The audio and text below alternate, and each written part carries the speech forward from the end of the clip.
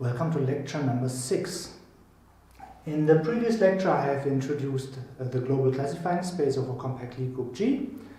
So the global classifying space is an orthogonal space, and to construct it you have to choose a faithful G representation that I would always call V, and then you take the represented functor for the linear isometries category out of this fixed faithful G representation and into a varying inner product space. This orthogonal space has an action of the compact Lie group G coming from the action on the first variable, and then the orbit space, which is taking pointwise orbits, is the global classifying space of G. I discussed a bunch of examples to familiarize ourselves with this notion. After that I introduced the suspension spectrum of an orthogonal space and also the adjoint functor, which I called omega bullet, which is a global version of the infinite loop space functor. The main result of the last lecture was the representability theorem for the zeroth G-equivariant homotopy groups, and the formulation is here on the board again. We're considering a functor phi from orthogonal spectra to sets, and we have to assume that this functor inverts global equivalences, so it takes global equivalences to bijections. And then for such a functor we can look at the set of natural transformations, if you want also the abelian group under pointwise addition of natural transformations. And from this set of natural transformations we have an evaluation map that goes to the value of the functor at the suspension spectrum of the global classifying space. And we evaluate the transformation at this particular orthogonal spectrum and then at a particular class that I defined last time, which I call the stable tautological class because the definition is fairly tautological. And then the main result of the last lecture is that this evaluation map is a bijection. The case that we mostly care about is when the functor phi is another equivariant homotopy group functor, pi 0 upper k, and then the theorem says that we have to calculate pi 0 upper k of sigma infinity plus b global G if we want to understand the morphism groups in the global Burnside category. And so the aim of today is to study this a little bit more generally. So today the aim is to describe the group pi 0 k equivariant of sigma infinity plus y, where y is any orthogonal space.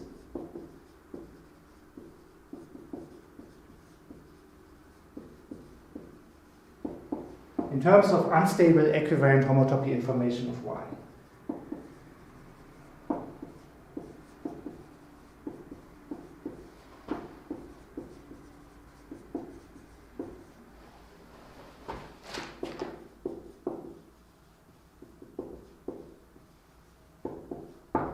Of course, at the very end we will then specialize and take y to be the global classifying space of a compact Lie group G. That's the case that we're mostly after.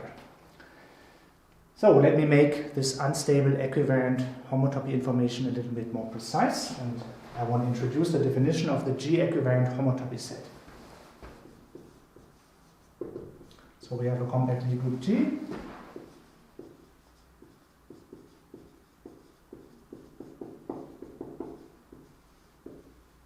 And an orthogonal space Y.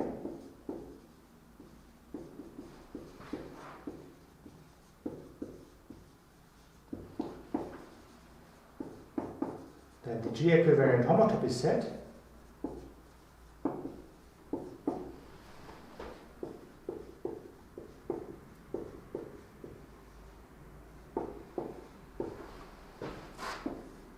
is the following. Pi 0 upper G of y. This is the colimit over all v in S of UG. So this was the poset of finite dimensional G-invariant subrepresentations of the complete G universe. And then we take the path components of, we evaluate y at this G representation V, that is a G space. Then we take the G fixed points, and then we take path components of this. So this is the equivariant homotopy set, and in this generality it is really only a set. It doesn't have any additional structure. You know, if the orthogonal space Y representing this unstable global homotopy type has like an addition type structure on it, for example in this strong sense of ultra-commutative monoids that I discussed, then this set inherits more structure, but at this level of generality, it's just a set and nothing else. This set, in practice, is very closely related to what I called the underlying G-space of the orthogonal space last time. So let me make a comment about this. So suppose that the orthogonal space Y is closed. So that's a notion I already referred to last time, but let me now precisely write down what I meant. i.e.,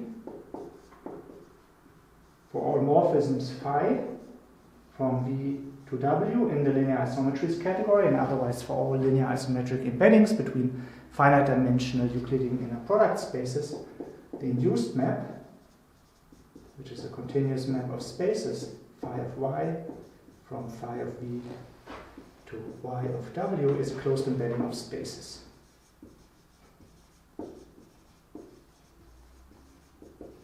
So it's a closed map and it's injective.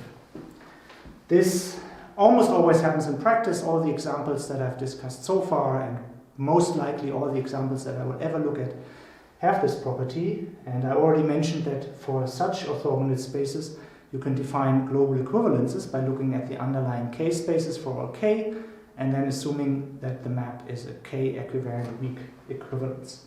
So now in this situation, I claim that the equivariant homotopy set can be rewritten in a different way.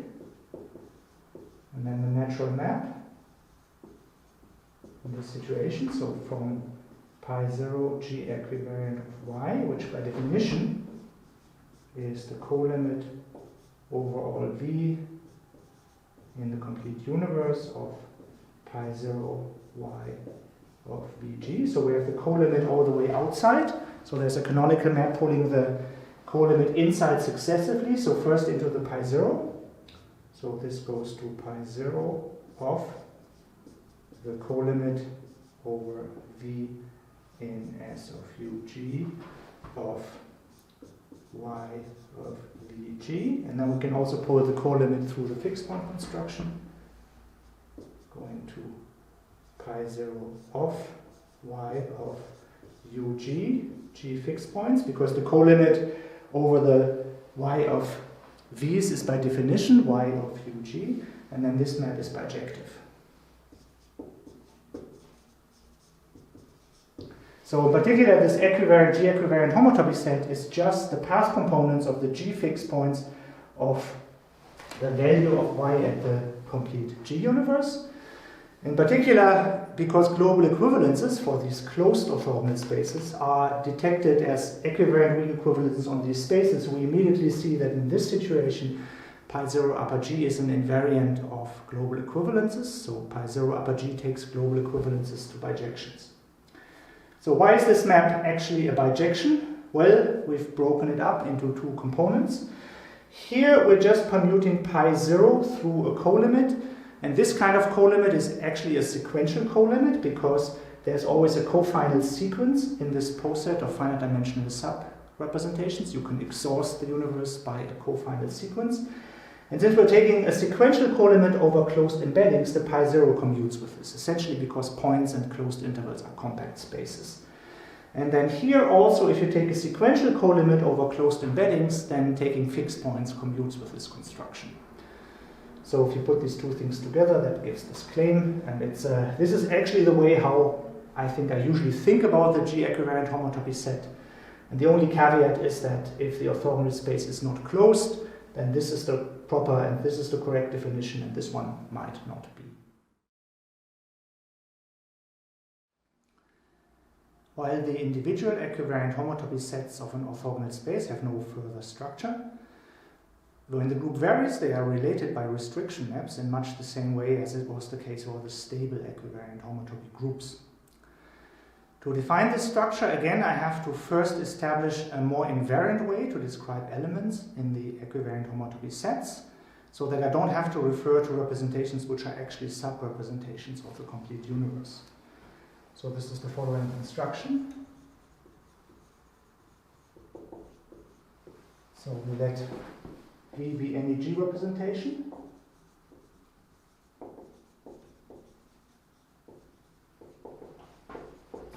Y in an orthogonal space.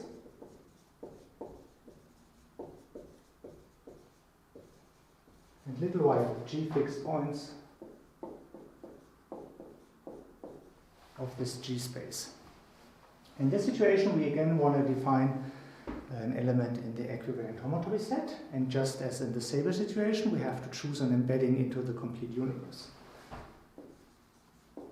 Let J from V into UG be a G-equivariant linear isometric embedding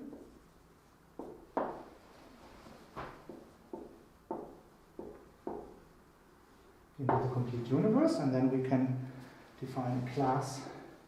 So we set V prime as the image, J of V, and this is then a finite dimensional G-invariant subspace, so it's an element in this pose set.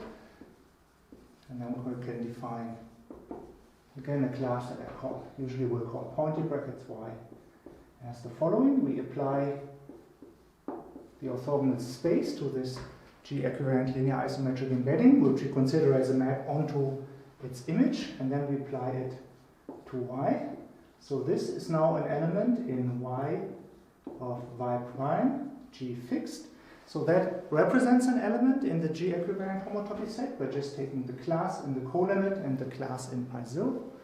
So this lives in pi 0 G-equivariant of Y.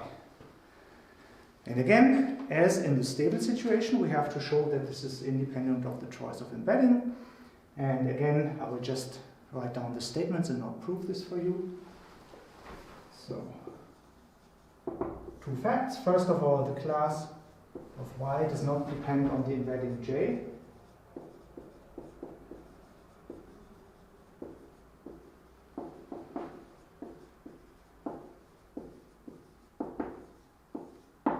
And the second point is, for every G-equivariant linear isometric embedding,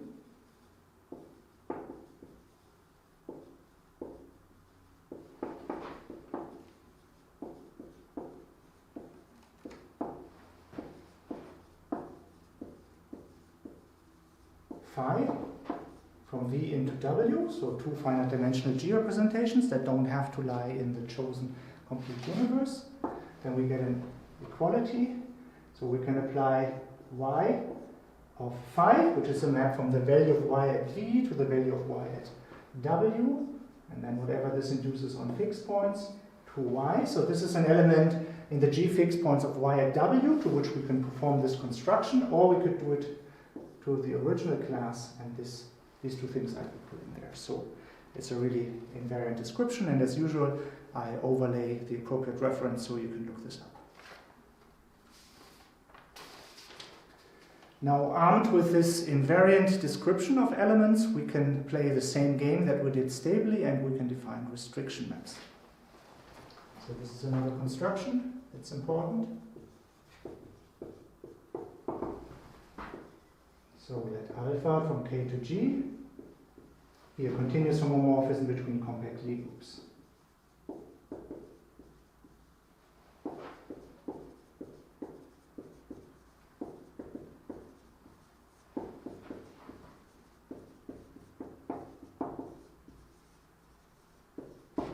So then we can define a restriction map. So for an orthogonal space Y,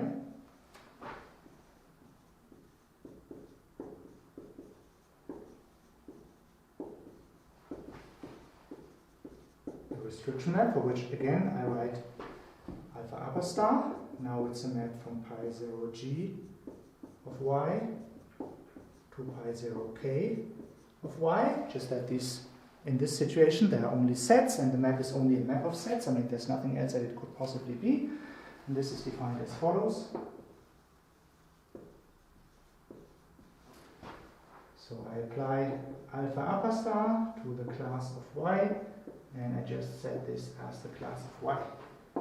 And the way I've written it here, it has to be explained a little bit. So to explain that this makes sense, we have to observe the following. So suppose Y is in the value of capital Y at a G representation V, for V some G representation, and it's a fixed point in there. So then, of course, we can apply a restriction of scalars to this representation. So then alpha upper star of V is a K representation.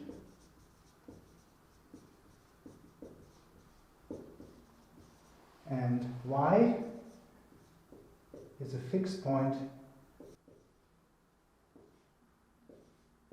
in Y of alpha upper star V of K, which is the same as alpha upper star of Y of V of K. So these two spaces are equal and not just isomorphic. And if alpha happens to be surjective, then these two fixed point spaces are actually the same. If alpha is not surjective, then this could be smaller than this one, but in any case, this is always included in here, and so we can interpret the same element also as a fixed point in Y, evaluated at the K representation alpha upper star V, and then K fixed points, and then using this invariant description of elements, we get a class in there.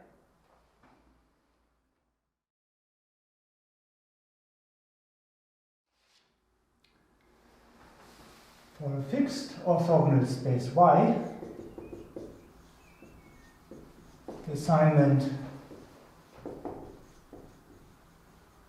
sending an alpha, a continuous homomorphism K to G, to the restriction map alpha upper star from pi 0 G of Y to pi 0 K of Y is clearly contravariantly functorial.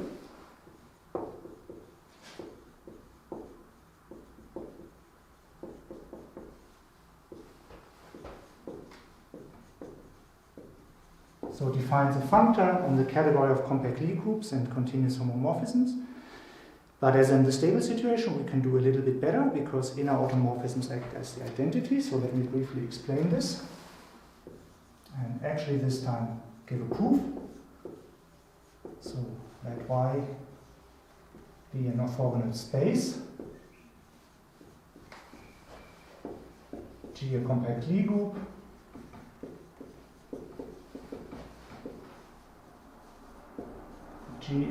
G an element, and then as before I write C lower G from the conjugation homomorphism, the inner automorphism. So Cg of Y is Cg of gamma is G inverse gamma of G, that's the inner automorphism, and then the induced restriction map is the identity. Cg upper star, which is a map from the G-equivariant homotopy set of Y to itself, is the identity.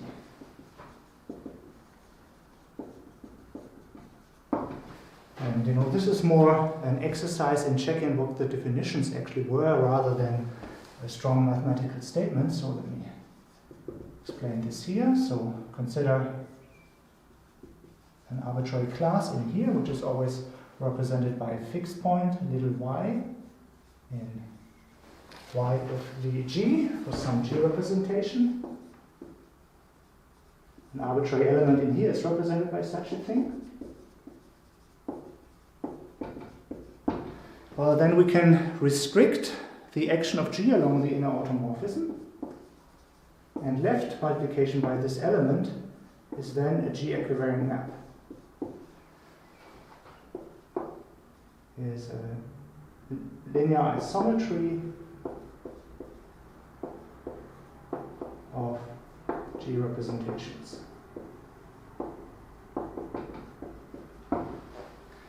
These two G representations, of course, have the same underlying vector space and the same scalar product, but unless the element little g happens to be central or something else special happens about the representation, and this will typically be different representations. Nevertheless, things are made such that the left multiplication by little g is exactly a G-equivariant map when you consider the twisted action here. And so now we can just apply things that we know.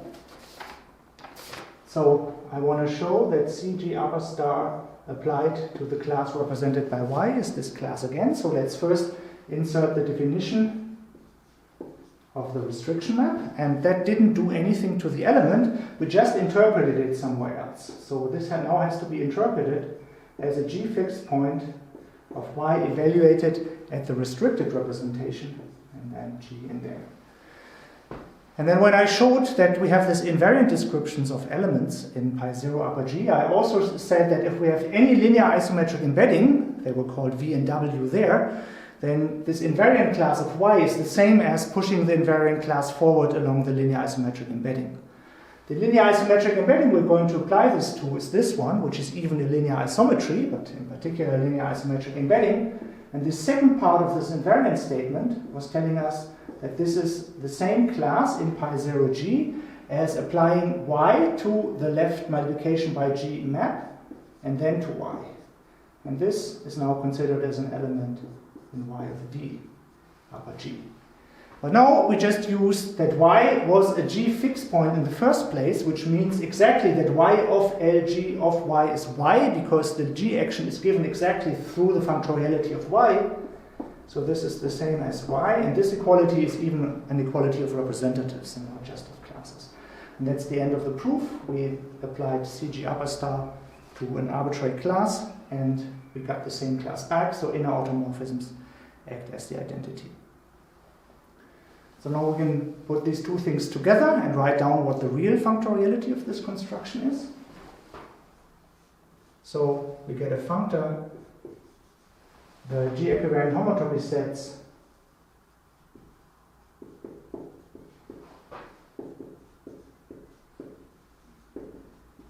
and restriction maps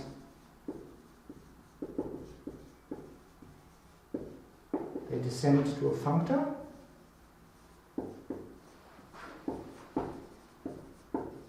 from a category that I'll explain in a second, rep op to sets.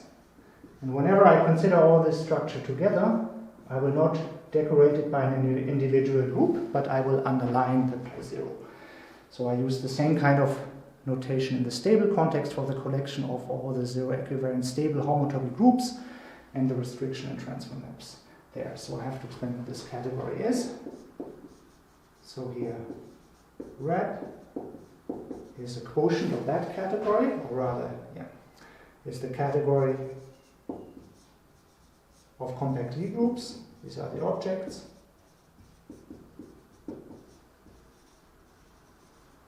And conjugacy classes of continuous homomorphisms.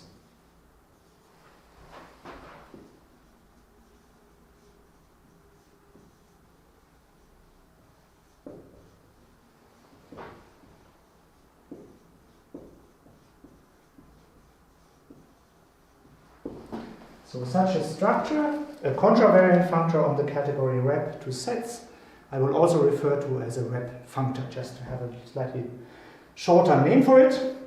Let me repeat a comment that I made in the analogous stable situation.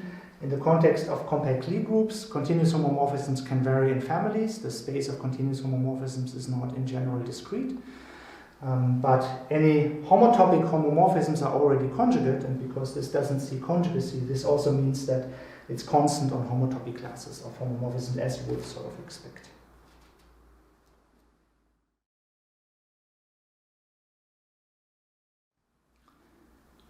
The simplest example of an orthogonal space is a constant orthogonal space, and in that example, the equivalent homotopy sets are easily identified. So here's what happens. Let A be a space, and let A underlined be the constant orthogonal space, so constant functor with value A. And then the colimit system defining pi 0 upper G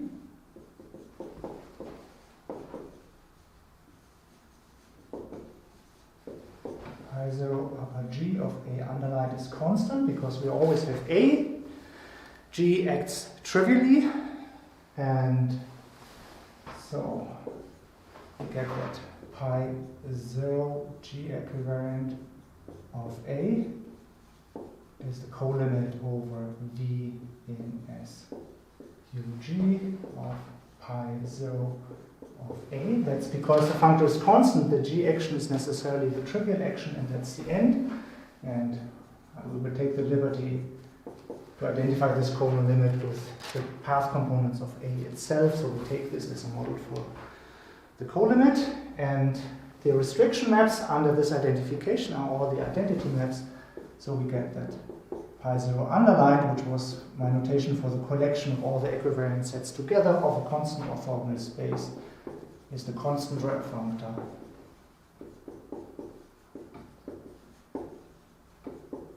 with value pi0a.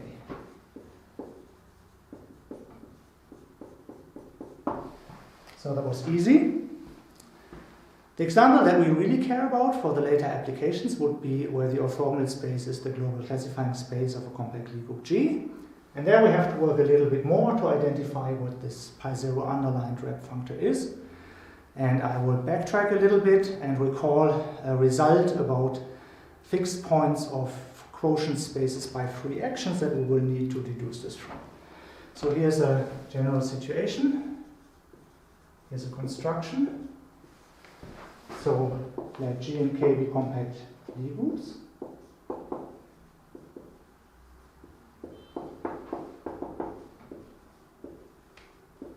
And let X be a K times G space, such that the G action by itself is free.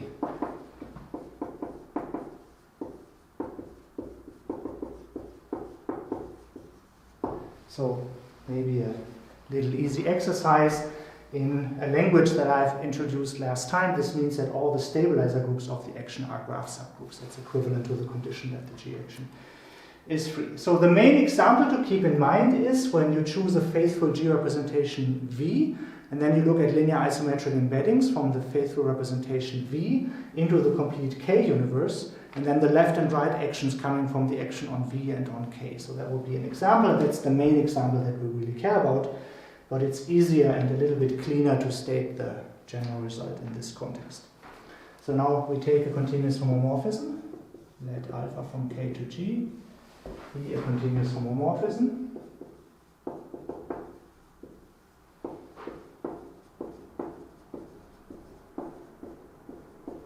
And then we introduce a notation.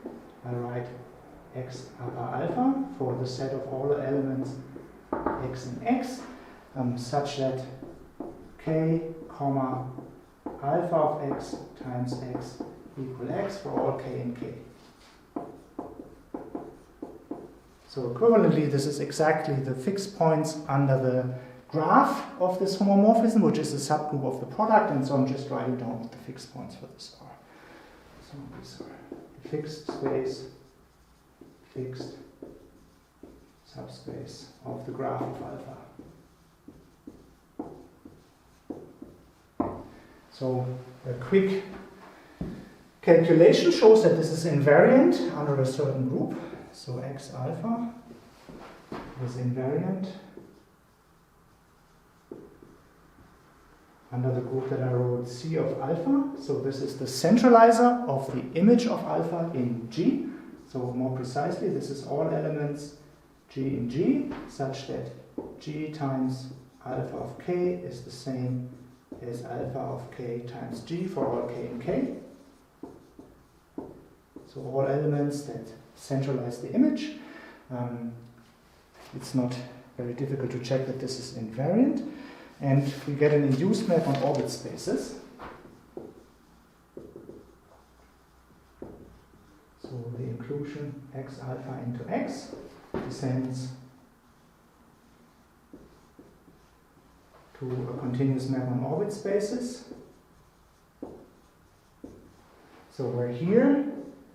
We're dividing out the centralizer of the image, which leaves this set invariant. And here we're dividing out the whole group G. So we had a K, commuting K and G actions. We're dividing out the G action. That means we still have a K action around, and then another little algebraic fact is that this map has image in the fixed points. This map lands in X modulo G, which still has a K action, and then fixed points in there. And now I write down an algebraic proposition. So the hypotheses are as up here. I'm not going to repeat them.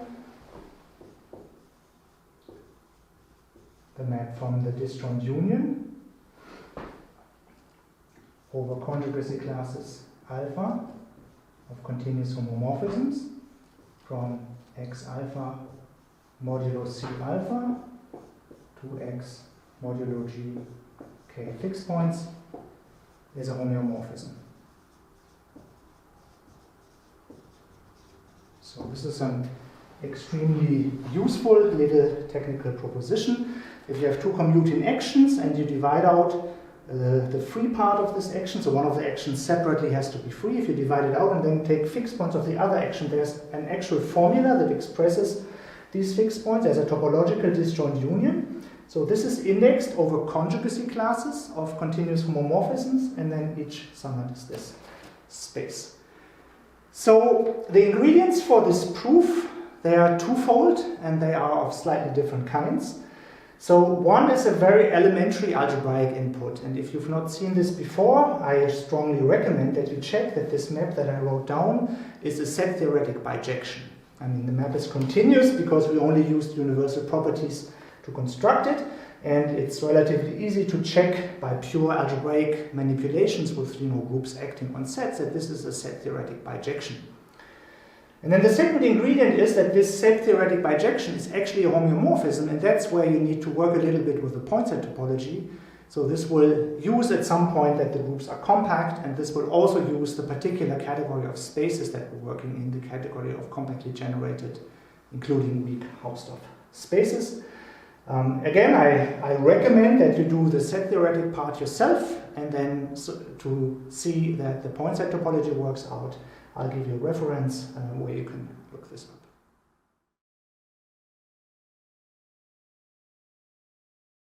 Let us now apply this fixed point decompositional result to evaluate the equivariant homotopy sets of global classifying spaces. So we want to apply this to the following situation. So let V be a faithful G representation.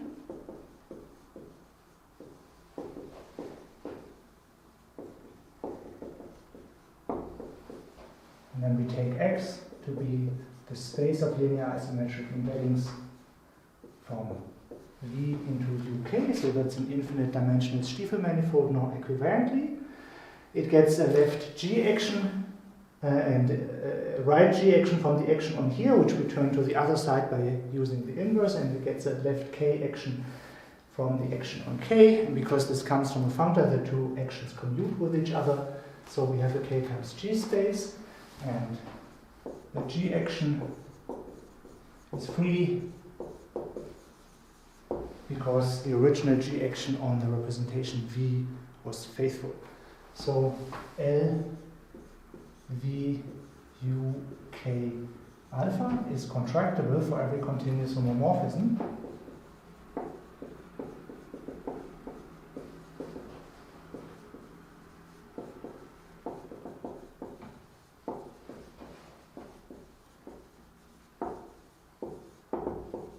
Why is this? Well, that's something I explained in the last lecture, where I argued that this is a universal space for the family of graph subgroups, and this is just a different notation for the fixed points under the graph of alpha, which is one of the subgroups in the family that this is a universal space of.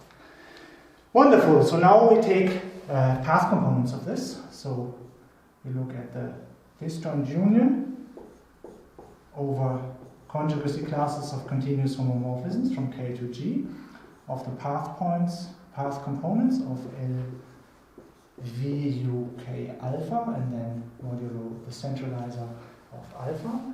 So this first of all bijects with pi 0 of the disjoint union. After all, the components of a topological disjoint union are the disjoint union of the components. So this is again over conjugacy classes of continuous homomorphisms, and then I have L of V U K alpha modulo the centralizer, and then I apply this homomorphism and what it induces on path components, and I get 2 pi 0 of L of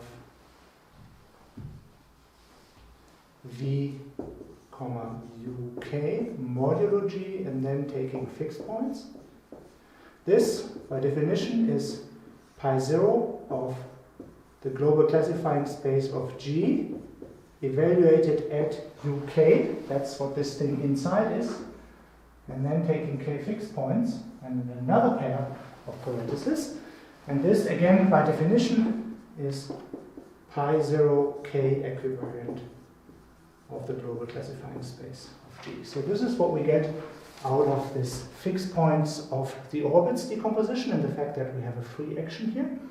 But now we can go a little bit further. This space was contractible, and it originally came from something that had a G times KCW structure. So after you pass to fixed points by the graph, this will have the structure of a CW complex for this centralizer of the image of the alpha.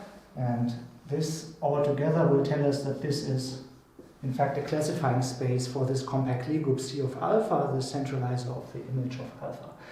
At this point, we don't need to know that it's actually a classifying space for the centralizer, but it's a good thing to keep in mind anyhow. At this point, we just want to know that this inside is always a path-connected space. So each of these individual pi zeros is just a single set. And so we can put this all together. So this is just a point. So altogether, we get a bijection between conjugacy classes of continuous homomorphisms, for which I wrote rep k, g. We get a bijection to pi 0 k equivariant of the global G. And then if you look at this a little bit more carefully and you investigate what the functoriality in continuous homomorphisms on this side is, then in the end you arrive at the following theorem. And this is the calculation of the pi 0 underlined of the global classifying space of G. So let G be a compact Lie group.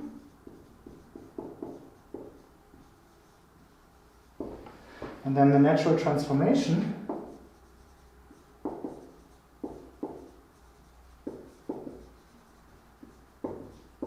from the represented rep functor, represented by G. Rep functors are continuous, contravariant functors from rep to sets. This is one of them. To pi 0 underlined, which was my notation for the collection of all the equivariant homotopy sets together. And which transformation am I looking at? The transformation that takes the identity of G, the conjugacy class of the identity, to the class of the identity V times G in pi 0 G of B global G. After all, we have this faithful G representation in the background.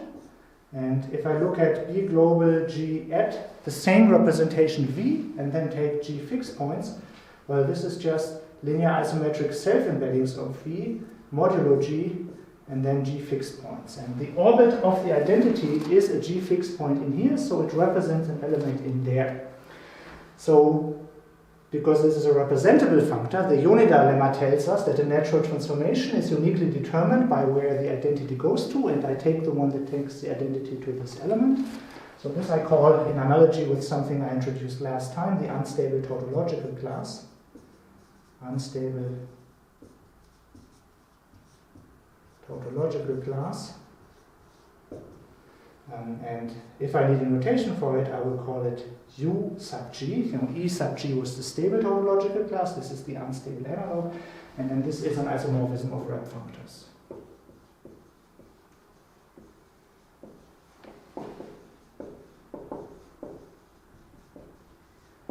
So in other words, this is yet another representability result having to do with the global classifying space of G.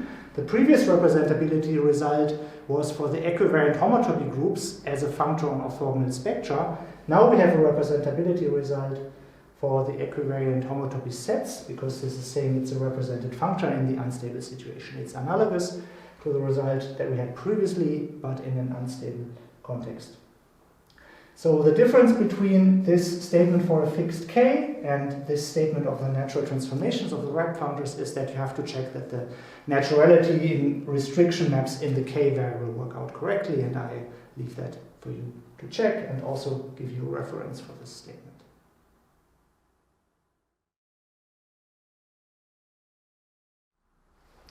In the special case when the Lie group G is abelian, well, then conjugacy doesn't do anything. So if two homomorphisms into G are conjugate, then they're already equal. So then the morphisms in the rep category from K to G is just the same as homomorphisms of compact Lie groups, and this is actually discrete in that situation. Of course, if the target is a finite group and hence discrete, the space of homomorphisms is also discrete, but also when the group is abelian discrete. In this case, there's a natural addition. There is an addition by pointwise adding homomorphisms.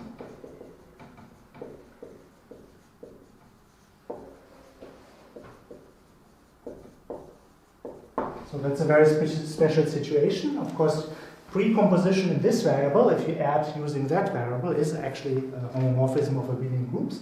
So in this special situation, this is abelian group valued, which we don't have in general.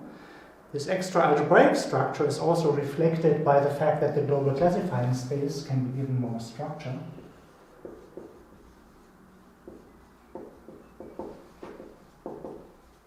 Global classifying space B global G has extra structure. This addition on the equivariant homotopy sets is reflected by a very highly coherent kind of addition on the global homotopy type, and I have called this an ultra-commutative monoid. Has the structure of an ultra-commutative monoid. This is my name for this.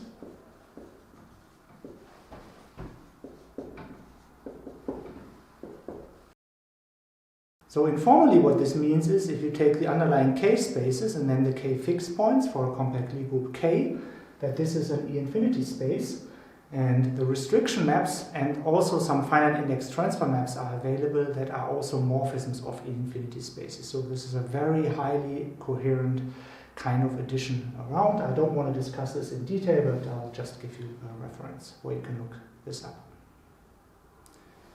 Here's another concrete example that I want to briefly discuss. And this is the example where we take the orthogonal group. And in this situation,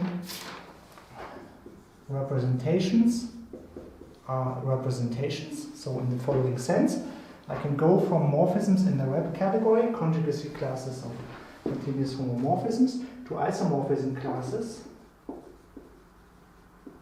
of n-dimensional K representations, and I send the conjugacy class of alpha from K to On to the isomorphism class of alpha upper star of Rn, where Rn, I consider this as the tautological On representation. After all, On is defined as a group of isometries of Rn, and then we restrict along alpha, and this is a bijection. So in this way, you can think of the zeroth equivariant homotopy set functor of this rep functor associated to the global classifying space of On as the rep functor of n-dimensional orthogonal representations. The next topic is a construction that turns unstable equivariant homotopy elements into stable equivariant homotopy classes that I call the stabilization construction.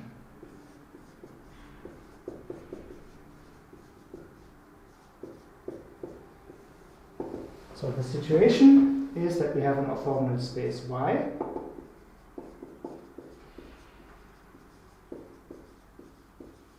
G is a compact Lie group.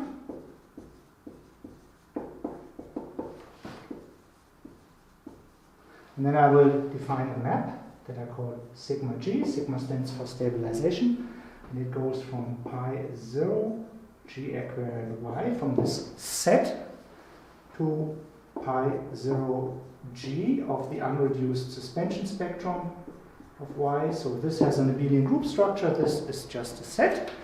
And so it can only be a set map. And the construction, again, is reasonably obvious and reasonably tautological. So an element here is represented by a G fixed point, where I have to evaluate y on some G representation V, and then it's a G fixed space.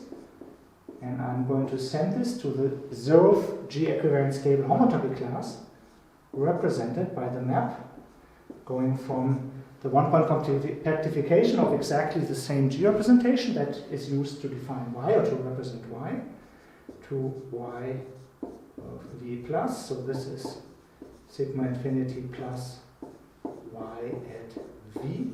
And again, there's a pretty obvious map. I send V to V match y.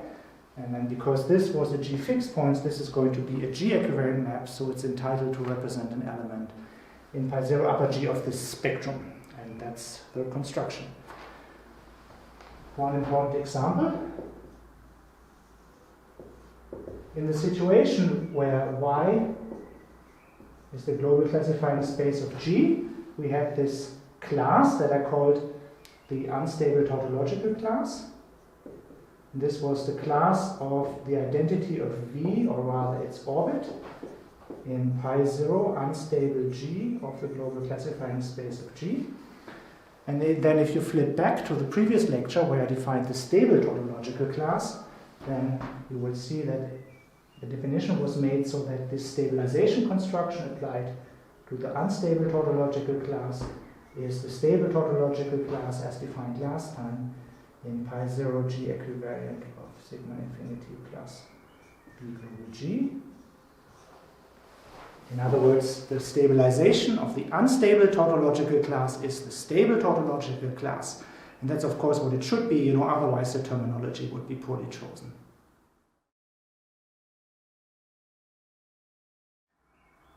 The stabilization construction is compatible with restriction maps in the most obvious sense. Let alpha from K to G be a continuous homomorphism.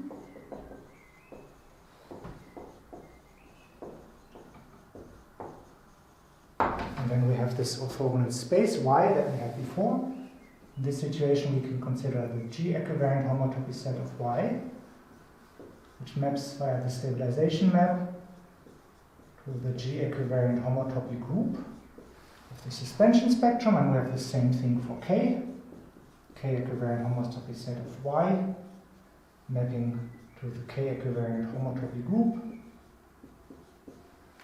On the other hand, we have the unstable stable restriction map, which is just a map of sets.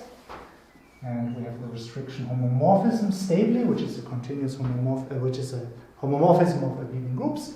And this diagram commutes, which you can see directly by just plugging in all the definitions. So there's no magic going on here. So on the stable side, we have extra structure, though, that we don't have on the stable side. As I emphasized a bunch of times, this is in general just a set, whereas this is an abelian group. We also have more functoriality in the groups, because on this side we have transfer maps that are not available unstably. And I will soon formulate a statement that makes precise that the difference between the unstable situation and the stable situation is exactly that you're freely adding in this extra structure, the abelian group structure, and the transfers. So let's discuss the transfers a little bit here on this side. So suppose we have a closed subgroup L of K. Let L be a closed subgroup of K, and K an element in the normalizer, and the normalizer in K of L. Suppose that we also have an element Y in the L homotopy set of the orthogonal space Y. And then we can do the following thing. So we can apply the stabilization map to this element Y. Then we land in the L equivariant stable homotopy group. Since we're in a stable situation, we can now transfer. This is something which we cannot do unstably, but stably we can. And here we can also add the conjugation homomorphism with K, what I called K lower star.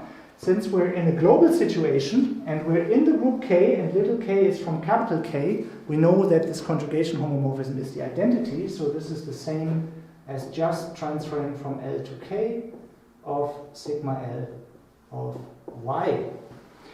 On the other hand, the transfer map, this is again a property of the transfers that we had before. You can move this inside of the L, transfer L, K, K, lower star, sigma L of Y. So in the completely general situation, we will also have to conjugate the group L, but we're taking an element little k that normalizes L. So, L can conjugate it by little k is L again. So this moves inside. And then this is a conjugation homomorphism. In the global situation, k lower star is just the restriction map along the conjugation homomorphism, and we just saw that this stabilization commutes with all the restriction maps. So this is the same as the transfer from k to L, sigma L applied to ck upper star of Y. And now if we look at this equation together, then we see that if we start with an element in the L equivariant homotopy set, we stabilize and then transfer, then we get the same as if we'd first acted by the while group element on this. So let me summarize this in a slightly different way. The composite, starting from the L equivariant homotopy set of Y, going by stabilization to the L equivariant homotopy group of the suspension spectrum, and then using the transfer from L to K, 2 pi 0 K equivariant sigma infinity plus of Y. This is constant on the orbits of the Y group action on here.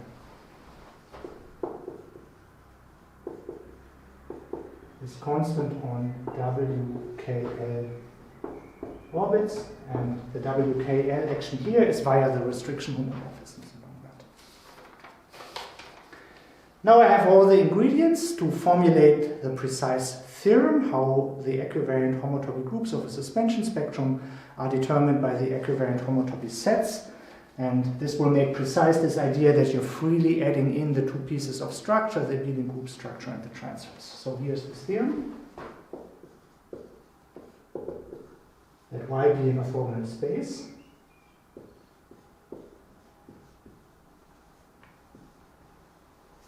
and K a compact Lie group,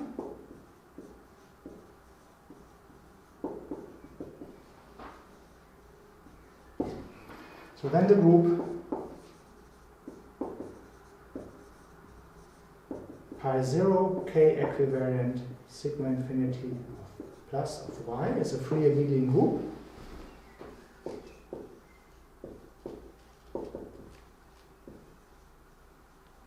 The basis,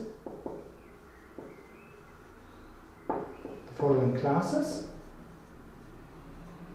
exactly classes of this form, so the class is transferred from L to K of sigma L applied to Y. 4, and now we have to say what the L and the Y run over. For L, a set of representatives of the conjugacy classes of closed subgroups with finite Y group. Set of representatives of the conjugacy classes of closed subgroups of K with finite Y group.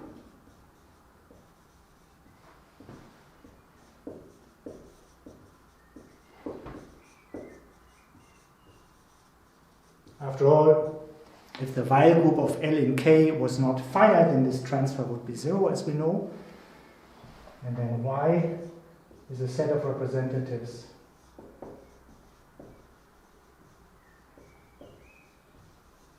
of the WKL orbits on the set pi 0L of Y, where it acts through the restriction maps. The fact that we can actually calculate these equivariant homotopy groups is very special because we're in dimension 0. Of course, in higher dimensions, there's simply no hope to be able to explicitly describe equivariant stable homotopy groups. I mean, after all, if Y is just a point and K is the trivial group, we're talking about the equivariant stable stems, and I don't think we will ever see a calculation in anything that resembles a closed form. So the reason that we can actually say such an explicit statement and we can actually prove it is the fact that these suspension spectra are equivariantly connective, so all the negative dimensional homotopy groups actually vanish, and we're here talking about the first non-trivial dimension. This is a little bit of a general philosophy. If you want to make these equivariant calculations, then this will be very hard in general. But if you happen to be in a situation where things are equivariantly connective, then there's often a fair chance that in the lowest non-trivial dimension you get a good description and a natural description of what the result is. Now I should give you a proof of this theorem, but I will follow the general strategy, the general approach that I have in this class. I will not prove the entire argument, but I will tell you how you reduce this to a statement of a very similar flavor for the equivariant stable homotopy theory of the group K and its closed subgroups. You know, my general strategy is that I'm assuming results about the equivariant homotopy theory one group at a time, one group and its subgroups, and I use this to deduce genuinely global results from this. So this reduction I will explain, and I will also give you a reference for the result for one Lie group at a time.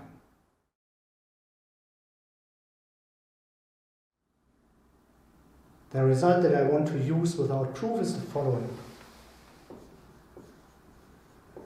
We have a compact Lie group K.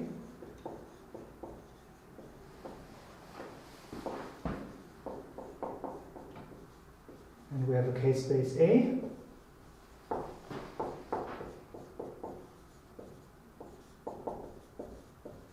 And then we can describe the K equivariant homotopy groups of the unreduced suspension spectrum.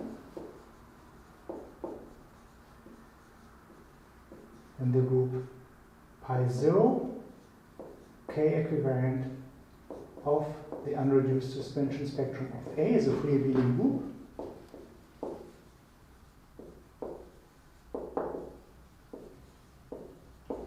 The basis as follows.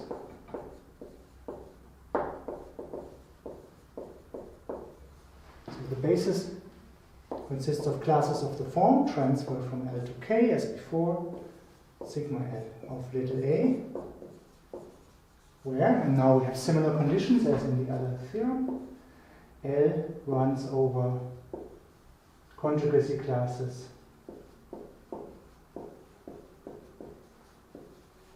of closed subgroups with finite bigroup.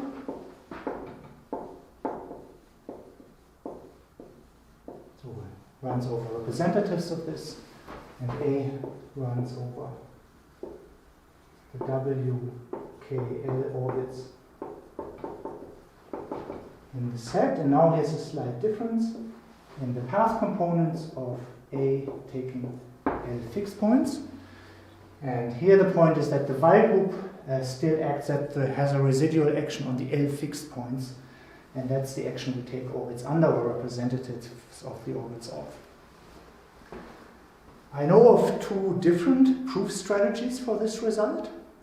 So one proof strategy depends on the Tom-Dieck splitting, and it's a relatively immediate consequence of the Tom-Dieck splitting. So this strategy of proof is implemented by Lewis and May in the equivariant stable homotopy theory book and the Springer lecture notes, and here's a reference. I implement a different proof strategy in the global homotopy theory book. So that strategy depends on the fact that in dimension 0, that's the special dimension that we're at, you can actually detect equivariant homotopy classes by geometric fixed points. So you have to construct enough classes with transfers, and then the fact that you can detect them in degree 0 by all the geometric fixed points, and that gives it a different way of proving this result. So now let's assume this and reduce the statement about the global suspension spectrum to this statement. So let's see how the reduction works. So the reduction argument goes as follows.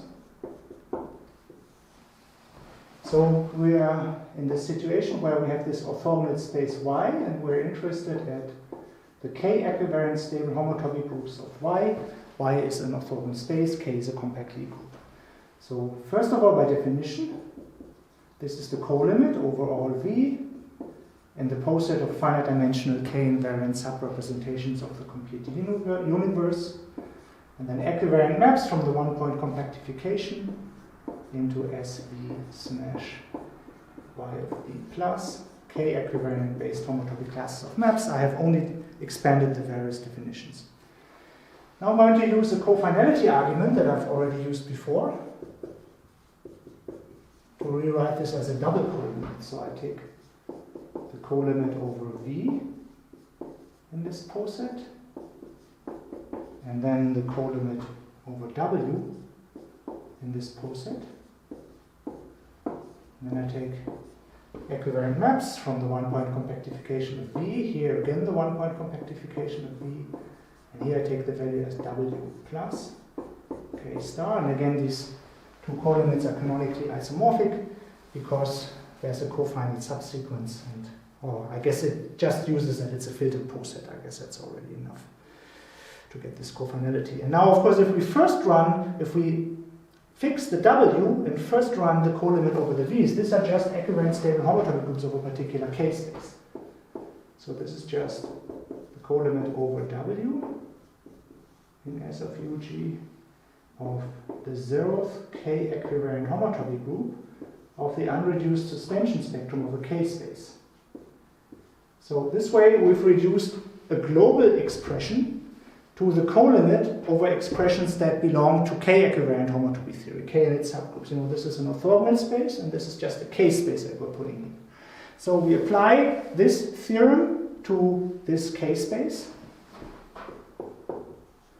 for A equals Y of W.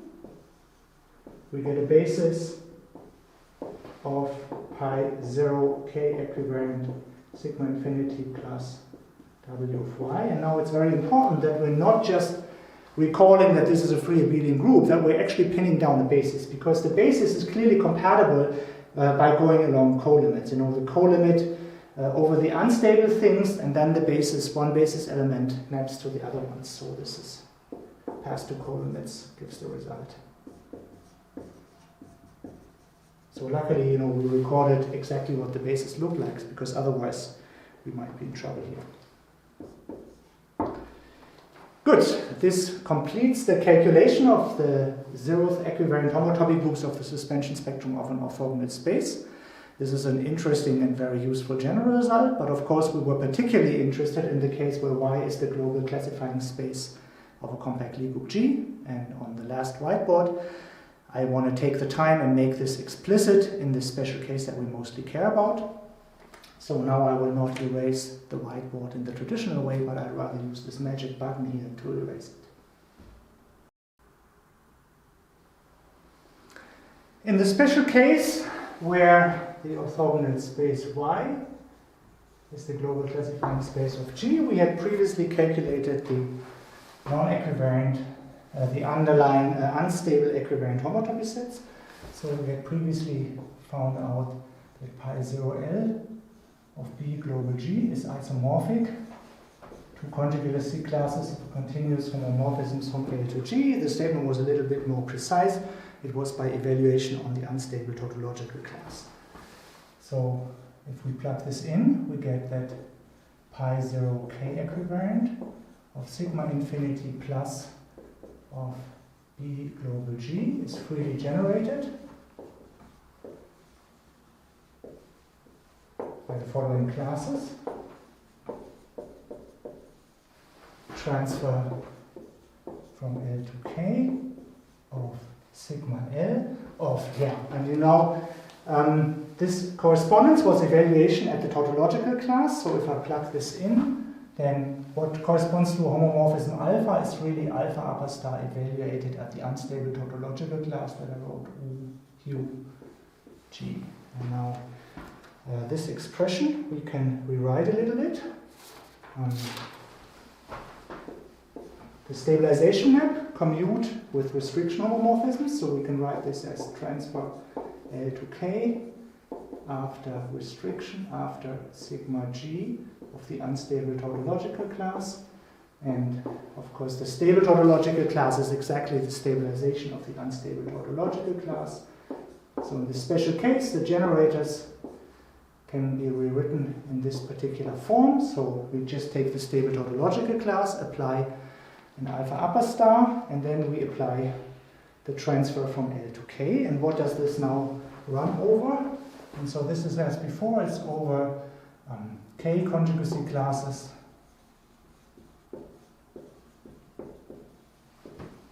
of closed subgroups of closed subgroups L in K with finite Weil group.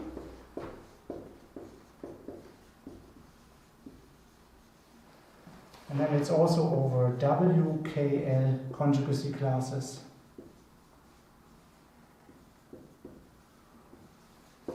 or orbits of this representation group WLK. So here an element in the Weil group acts by conjugation on L and then by precomposition, but this was already also an orbit by an action of G on all continuous homomorphisms, and so this is also over G conjugacy classes of continuous homomorphisms, which is already built into this notation, right? This origin contingency, already conjugacy classes. So you know this various orbits, equivalence relations, conjugacy classes that we've been put in, they can, in this special situation, can all be combined into a single action of the group K times G. So this can be combined into K times G conjugacy classes of pairs L alpha, where L, as before, is a closed subgroup with a finite Weil group inside of K. Alpha is a continuous homomorphism. And what does this conjugacy precisely mean? We have to conjugate the group and the homomorphism. So the little k, little g conjugate of L alpha is first of all the conjugate subgroup, Lk, and then we have to conjugate the homomorphism as well with the g on one side and with a k inverse on the other side. And this will then be a homomorphism from the conjugate subgroup to G again. So this is a pair of the same form. You might want to convince yourself that this expression, alpha upper star of the tautological class and then transferred up, really only depends on the K times G conjugacy class of the pair L, alpha, and not of the representative. So now we can sum up the whole discussion in the following theorem. The group pi 0 K equivariant of sigma infinity plus global classifying space of G is free abelian on the classes that are up there, so I'll repeat them. Transfer from L to K of alpha upper star of the stable tautological class for K times G conjugacy classes in the sense explained here of pairs L alpha with alpha a closed subgroup with finite Weil group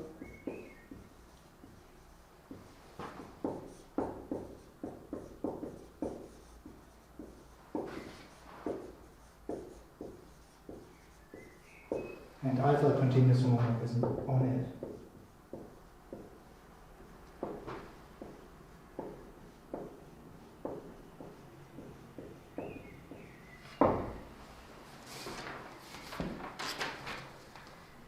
This finishes what I planned to show to you today.